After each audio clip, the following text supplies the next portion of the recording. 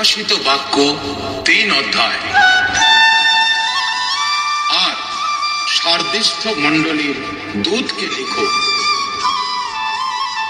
যিনি ঈশ্বরের সপ্ত আত্মা এবং সপ্ত তারা ধারণ করেন, তিনি এই কথা কহেন, আমি জানি তোমার কার্য সকল, তোমার জীবন নাম মাত্র। তুমি মৃত, জাগ্রত হও এবং অবশিষ্ট যে সকল বিষয় মৃতকল্প হইল তাহা সুস্থির করো। কেননা আমি তোমার কোনো কার্য আমার ঈশ্বরের সাক্ষাতে সিদ্ধ দেখি না। অতএব তুমি স্মরণ করো কি রূপে প্রাপ্ত হইয়াছ ও শুনিয়াছ, আর তাহা পালন করো এবং মন ফিরাও। যদি জাগ্রত না হও, তবে আমি চোরের ন্যায় আসিব এবং কোন দণ্ডে তোমার নিকটে আসিব তাহা তুমি জানিতে পারিবে না। তথাপি সার্দিতে তোমার এমন কয়েকটি লোক আছে, যাহারা আপন আপন বস্ত্র মলিন করে নাই। তাহারা শুক্ল পরিচ্ছদে আমার সহিত গমনাগমন করিবে, কেননা তাহারা যোগ্য। যে জয় করে সে তদ্রূপ শুক্ল বস্ত্র পরিহিত হইবে, এবং আমি তাহার নাম কোন ক্রমে জীবন পুস্তক হইতে মুছিয়া ফেলিব না, কিন্তু আমার পিতার সাক্ষাতে ও তাহার দূতগণের সাক্ষাতে তাহার নাম স্বীকার করিব। যাহার কর্ণ আছে সে শুনুক, আত্মা মণ্ডলীগণকে কি কহিতেছে।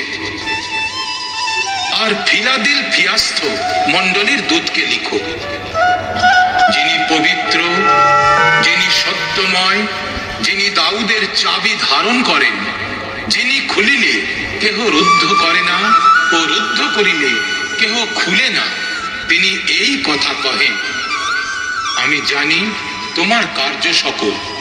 দেখো, আমি তোমার সম্মুখে এক খোলা দ্বার রাখিলাম, তাহা রুদ্ধ করিতে কাহারও সাধ্য নাই। কেননা তোমার কিঞ্চিত শক্তি আছে, আর তুমি আমার বাক্য পালন করিয়াছ, আমার নাম অস্বীকার করো নাই। দেখো, শয়তানের সমাজের যে লোকেরা আপনাদিগকে জিহুদি বলিলেও জিহুদি নয়, কিন্তু মিথ্যা কথা বলে, তাহাদের কোনো কোনো লোককে ইহাই দিব।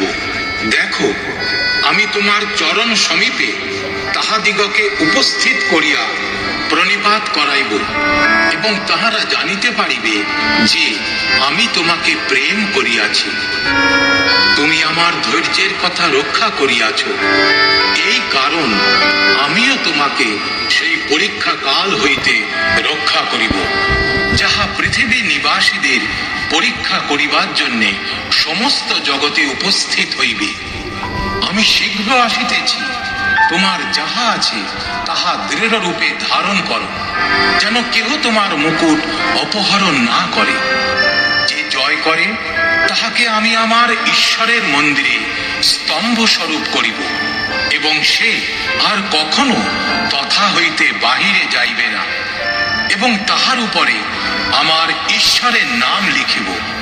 এবং আমার ঈশ্বরের নগরী, যে নূতন জেরুসালেম স্বর্গ হইতে আমার ঈশ্বরের নিকট হইতে নামিবে, তাহার নাম এবং আমার নূতন নাম লিখিব। যাহার কর্ণ আছে সে শুনুক, আত্মা মণ্ডলীগণকে কি কহিতেছেন।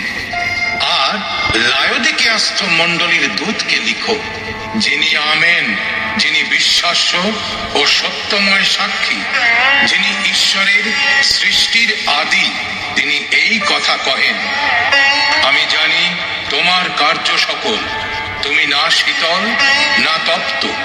তুমি হয় শীতল হইলে নয় তপ্ত হইলে ভালো হইত। এই রূপে তুমি কদুষ্ণ, না তপ্ত না শীতল। এই জন্য আমি নিজ মুখ হইতে তোমাকে বমন করিতে উদ্যত হইয়াছি। তুমি কহিতেছ আমি ধনবান, ধন সঞ্চয় করিয়াছি, আমার কিছুরই অভাব নাই, কিন্তু জানো না যে তুমি দুর্ভাগ্য, কৃপাপাত্র, দরিদ্র, অন্ধ ও উলঙ্গ। আমি তোমাকে এক পরামর্শ দিই, তুমি আমার কাছে এই সকল দ্রব্য ক্রয় করো। অগ্নির দ্বারা পরিষ্কৃত স্বর্ণ যেন ধনবান হও, শুক্ল বস্ত্র যেন বস্ত্র পরিহিত হও, আর তোমার উলঙ্গতার লজ্জা প্রকাশিত না হয়। চক্ষুতে লেপনীয় অঞ্জন যেন দেখিতে পাও। আমি যত লোককে ভালোবাসি সেই সকলকে অনুযোগ করি ও শাসন করি।